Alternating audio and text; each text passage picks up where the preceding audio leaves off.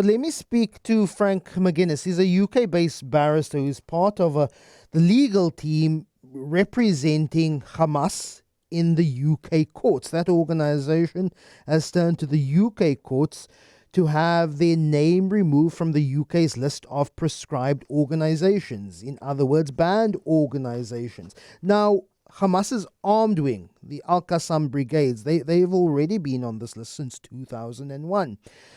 But it was only since 2021 that the former Home Secretary, Priti Patel, put the political wing of Hamas on the proscribed list.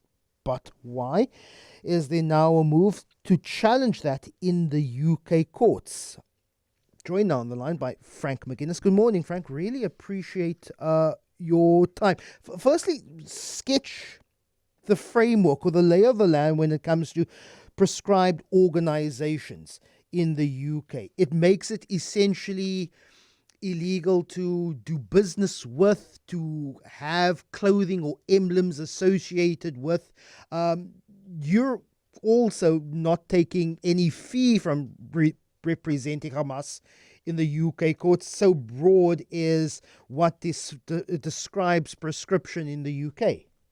Absolutely. Good morning, and it's good to be here. Thank you for inviting me. As you say, my name's Franck Magennis, and I'm a barrister acting for Hamas in this application. As far as the legislation is concerned, that's the Terrorism Act 2000. That's the main act that we're dealing with. And it's as you said, that act creates a number of offences. If an organisation finds itself added to that list of prescribed organisations, then it becomes an offence to express support or invite support for the organisation, to be a member of the organisation, as you say, to wear a uniform associated with the organisation, that kind of thing. And there is a provision under Section 4 of that Act for an organisation to make an application such as the one that we made yesterday to the Secretary of State. So it's to the executive initially, and it's only if the Secretary of State refuses that application, then there's a right of appeal to the courts. But I suppose what I would say is it's not really possible to understand the timing of this application without understanding the broader crisis, seemingly terminal crisis, in which Zionism and the apartheid state of Israel finds itself. Clearly, the sitting prime minister of that nation has an arrest warrant out against him, and that means he's a fugitive of international law and can't attend the territory of some of his staunchest allies for fear that they will arrest him. And it's also, of course, the case that your own country, South Africa, has brought a case against Israel in the ICJ alleging literal genocide. So it's my submission that we have to name this obvious fact that Israel is in a terminal crisis. We seem to be witnessing the collapse of an apartheid regime. And that raises questions like those that were raised in South Africa whenever South African apartheid was collapsing. And one of the figures, I think, that's very helpful to help us to parse this question of what should be the British government's attitude towards Hamas. There's a really helpful analogy with South Africa because, of course, Nelson Mandela today is regarded as one of the most courageous freedom fighters in human history. But at the time when it mattered, he was, of course, maligned, including by the British government, as a terrorist.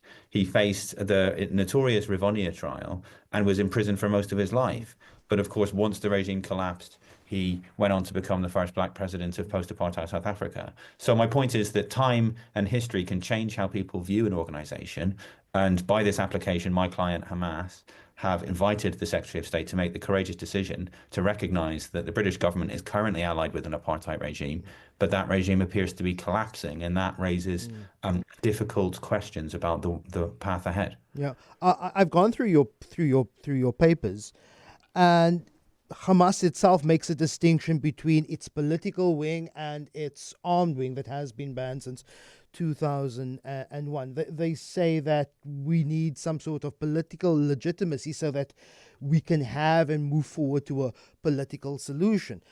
Absolutely. But what has been often a sticking point is the Hamas Charter, originally from 1988, amended in 2017. Much of that harsh, strong language about the destruction of Israel removed in the amended charter, but there is still a lot of religious language and about how Hamas envisions a future Palestine. Is that not a sticking point when it comes to let's have a conversation, a political agenda to map out some sort of process Well, I'd for say Israel two and things. Palestine?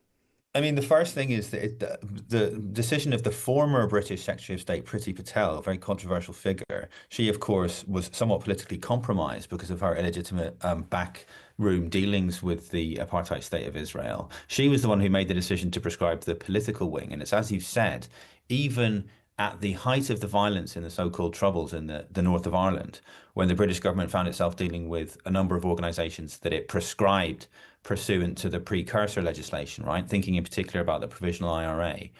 The British government did prescribe that organization, but it never prescribed the political wing, Sinn Féin, and that's because there was an important distinction. And British policy, despite all of its many flaws, British policy was to recognise that the obvious distinction between a military wing and a political wing, and it had observed a similar policy with respect to Hamas up until 2021. And so one of the key grounds of appeal, I should say, it's not an appeal yet, the grounds of the application, right, the arguments on which it's based, one of the key points we're making is that this prescription, the decision to make Hamas illegal, inhibits the sort of important diplomatic dialogue that will be necessary for any kind of peaceful solution. And another key point that is being made in the application is that, it's not a matter of dispute that Hamas won an election in 2006.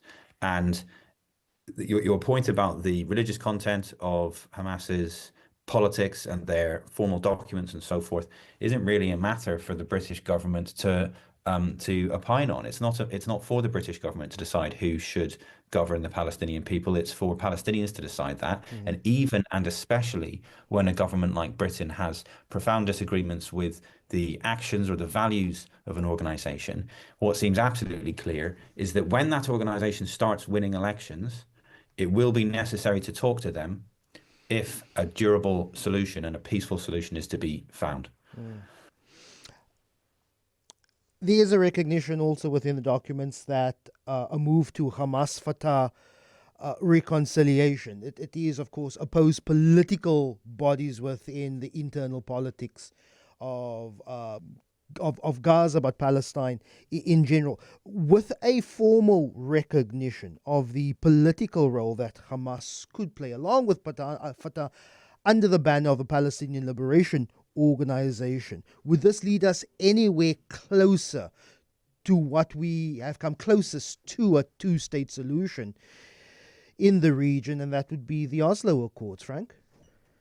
Yes, well, I think it's clear that the two-state solution is completely dead. I don't think it's coming back, and it was Israel that deliberately killed it. Maybe there was some hope for Oslo, maybe 10 years ago at a push, but the state of Israel doesn't seem in any way interested in a two-state solution. And in any event, it's difficult to see how Zionism will ever recover its reputation. It's, as I've said, Zionism is in a terminal crisis. It's an explicitly racist ideology. It's the official ideology of the state of Israel. And as a matter of international law, since at least the July advisory opinion of the ICJ last year, there is no basis for doubting that Israel's an apartheid state. So it follows that, Zionism is the official animating ideology of an extremely racist state, which is engaged in racial domination of Palestinians, views Palestinians as a demographic threat to the racial purity of an apartheid state. That, as we go into in the application, that's a staggering affront to Palestinian dignity. And there's no reason to believe that Israel, on its increasingly fascist trajectory, has any interest in allowing a Palestinian state to emerge. And, I'm not here to stray beyond the four corners of my brief, so to speak. I am here, of course, in my capacity as the barrister, one of the barristers representing Hamas in this specific application. But it's clear that there is a broader context to this application, which we address in detail. And it seems pretty clear that though Hamas have indicated that they are willing as a gesture of goodwill and as part of their current negotiating strategy to accept a state on the pre-1967 borders, the clear position seems to be that the Oslo Accords are dead in the water, that the apartheid state of Israel only used those as a pretext for further colonization of the territory that could have formed the basis of a sort of the second state in the two-state solution, so to speak. And in those circumstances, the two-state solution is completely dead.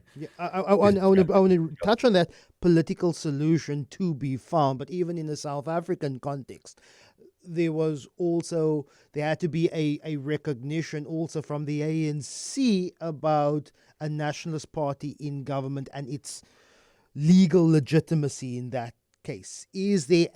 What recognition would there have to be from Palestinian political figures to recognize some sort of legitimacy of the Israeli state so that there could be at least a getting around the table to hammer out some sort of negotiated settlement here?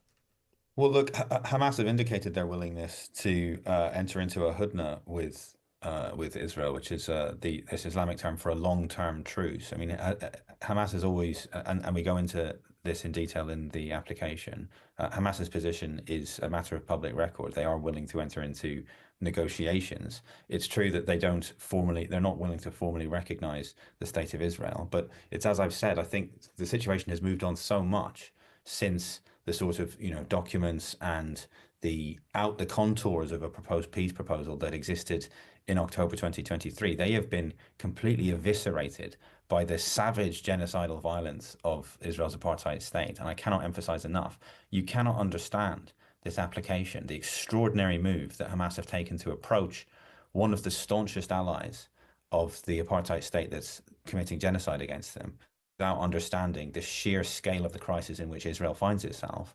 And it seems to be the case that Israel is literally collapsing. We have to call a spade and recognize that, on Monday of this week, just one of the many manifestations of that terminal crisis, 10 British people stand accused of committing war crimes and crimes against humanity because they went to serve in the Israeli military.